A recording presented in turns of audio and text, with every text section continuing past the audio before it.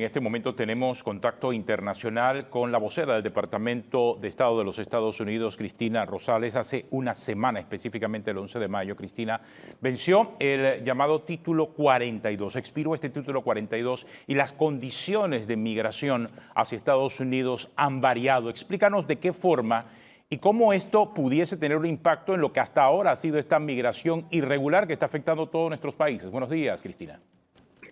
Buenos días, Atenógenes. Muchísimas gracias por esta oportunidad. Encantada de estar aquí con ustedes. Y así es, estamos gestionando nuestra situación migratoria. Queremos enfocarnos en informar que estamos gestionando que sea un proceso migratorio seguro, un proceso ordenado, regular, humano. Lo que hemos estado viendo en estos días en la frontera es ciertamente una disminución en el número de personas que están llegando a la frontera. Aproximadamente en los últimos 3 días hemos tenido unas aprehensiones de aproximadamente 5,000 personas, que es más o menos un 50% menos de lo que vimos los 3 días antes del final del Título 42.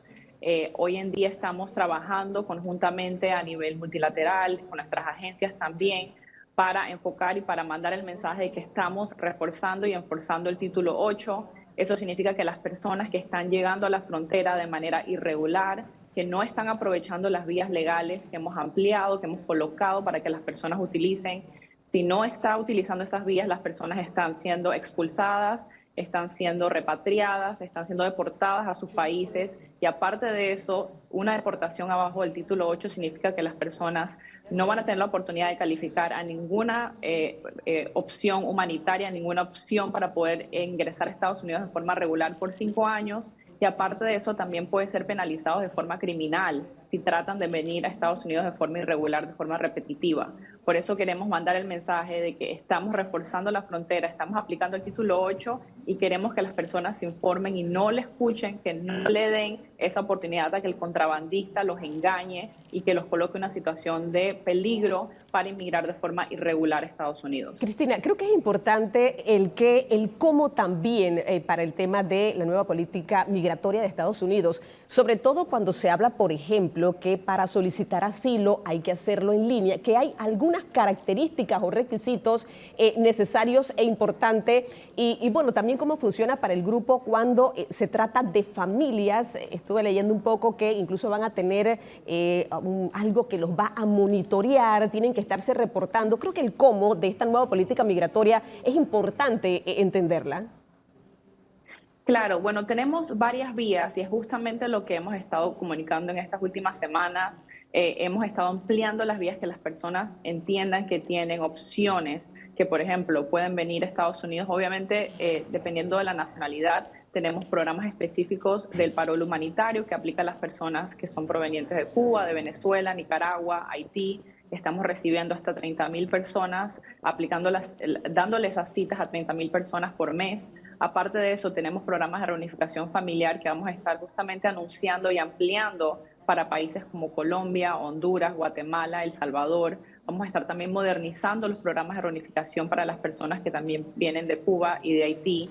Aparte de eso, como hemos hablado y justamente lo mencionó el secretario Blinken, el secretario Mayorkas, en estos últimos días y la semana pasada, estaremos inaugurando centros de procesamiento regionales, empezando en países como Colombia y Guatemala, donde las personas van a poder acudir a esos centros y pasar por un proceso de evaluación para ver a qué tipo de programa, qué tipo de reasentamiento de refugio, qué tipo de parol humanitario o qué opciones también locales o internacionales esa persona puede calificar para poder migrar de forma legal, de forma regular a Estados Unidos, a Canadá, a España. Y queremos que las personas se aprovechen y que utilicen ese nuevo centro, esos nuevos centros que vamos a estar inaugurando, que justamente hace unos días abrimos las páginas web y estamos colocando esa información a disposición para que las personas se informen a través de la página movilidadsegura.org.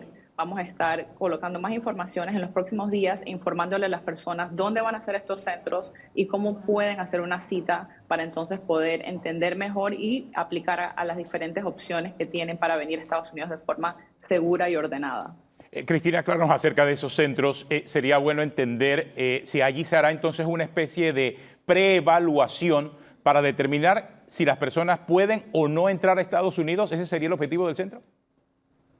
Así es, Atenógenes, es justamente el concepto. Vamos a estar organizando y abriendo aproximadamente 100 centros en toda la región entre América Central y América del Sur, inicialmente en Colombia, Guatemala, obviamente otros países también socios de la región con quien trabajamos. Panamá inclusive puede ser uno de esos puntos, obviamente por lo que vemos que está pasando en Darién.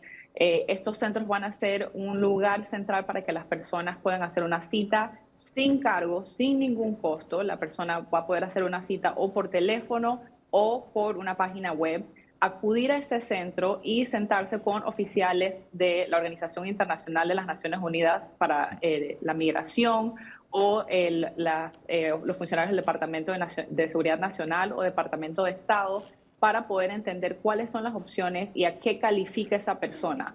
Y lo más importante también es un punto también para que las personas puedan entender que pueden calificar a opciones de migración, no solamente para Estados Unidos, pero también para otros países, incluyendo, como mencioné, Canadá y España. La cantidad de personas que ustedes han estipulado, creo que lo dijiste hace un momento, por mes 30.000 para países como Haití, Cuba, Venezuela, 100.000, y me aclara si el número no es correcto para países de Centroamérica, Honduras, Nicaragua, Guatemala, ¿es así por mes también? A ver, para el paro humanitario específicamente, que fue lo que mencioné, estamos gestionando 30.000 citas al mes para las personas que son provenientes de Cuba, Nicaragua, Haití y Venezuela. Ese paro es específico para esas nacionalidades y tiene su proceso. Aparte de eso, estamos abriendo programas específicos de reunificación familiar y también unos programas aparte en el sentido de refugio y asilo. Cuando se trata de la reunificación familiar, vamos a estar informando un poco más sobre los programas que vamos a estar anunciando para las personas provenientes de Colombia, de El Salvador, de Guatemala y de Honduras. Y eso aparte también del programa de reunificación familiar que vamos a estar modernizando para las personas provenientes de Cuba y Haití, que sabemos que hoy en día son las personas, incluyendo también de Venezuela, que están haciendo este recorrido tan peligroso, tan difícil por Darién, que queremos enfatizar, lo hemos dicho muchísimas veces, inclusive en este programa con nuestra embajadora Ponte de la Embajada de Panamá, enfocándonos en decirle que por favor no hagan esa trayectoria, es muchísimo, colocan su vida en peligro, su situación no solamente de vida, de familia, su situación económica, sus ahorros. Queremos que las personas se informen y sepan que no tienen que escuchar, que no tienen que caer en la trampa que les informan los contrabandistas y entender que tienen vías legales, vías regulares para poder venir a Estados Unidos de una forma ordenada, de una forma humana. Una última pregunta, Cristina, solo para profundizar con relación a estos centros. Una vez se hace el análisis de las personas que están interesadas en viajar a Estados Unidos, se precalifica, ¿cómo se trasladaría esa persona de ser aceptada a Estados Unidos? Porque es parte del problema. ¿Se trasladaría por su cuenta? ¿Habría la posibilidad de ayudarla en el transporte para que no tenga que cruzar, por ejemplo, de establecerse en Colombia, la zona del tapón del Darién, toda la selva por Panamá y Centroamérica, subir hasta Estados Unidos? O sea, ¿cuál sería el mecanismo para poder trasladarlo de estos centros hacia Estados Unidos? Claro, Atenógenes, vamos a estar informando un poco más sobre esos detalles en la página movilidadsegura.org en los próximos días. Lo más importante es entender que las personas, una vez que califiquen a un proceso de migración legal, a un proceso de migración regular, sea Estados Unidos, sea Canadá, sea España, esa persona se va a trasladar de una forma segura, de una forma ordenada, más que todo de una forma aérea. La persona no va a estar pasando por una situación donde está colocando su vida en riesgo, la de su familia también, pasando por lo que sabemos que es la selva de Darién y aparte de eso, de una forma terrestre, de una forma insegura hasta la frontera de Estados Unidos. Eso no va a pasar. Por eso queremos que las personas tengan esa oportunidad de tener acceso a estos centros desde lo más cercano donde estén, sea en Colombia, sea en países en la región en América del Sur, América Central, para poder entonces pasar por este proceso de una forma ordenada, de una forma sumamente humana, que es como queremos gestionar nuestro proceso migratorio y que entonces esa persona pueda llegar a Estados Unidos o a otros países como Canadá y España de forma segura, de forma humana y de forma salva.